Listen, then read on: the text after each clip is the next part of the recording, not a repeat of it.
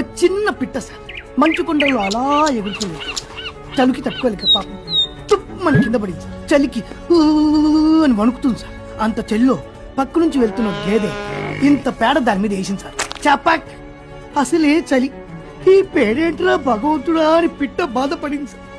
కానీ వెంటనే రియలైజ్ అయింది సార్. నెమ్మదిగా ఆ వెచ్చని పేడలో హాయిగా ఉంది సార్. ఆ ఆనందంలో పేడలో నుంచి తల బయటికి పెట్టి ఆ పిట్ట పాట పాడింది సార్. లలలా లలలా లలలా లా. ఈలో పక్క నుంచి వెళ్తున్న ఒక పిల్లి దాని దగ్గరికి వచ్చింది సార్. చూసింది సార్. పిట్టని బయటికి తీసింది సార్.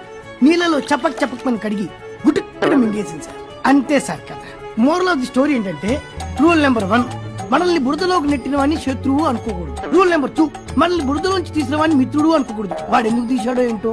నెంబర్ 3, మనం బురదలో ఉన్నప్పుడు, I mean when you are in a deep shit, అన్ని మూసుకొని కూర్చోవాలి తప్ప పాటలు అవి పాడకూడదు. మీకు పూర్తిగా అర్థమైంది అనుకుంటా.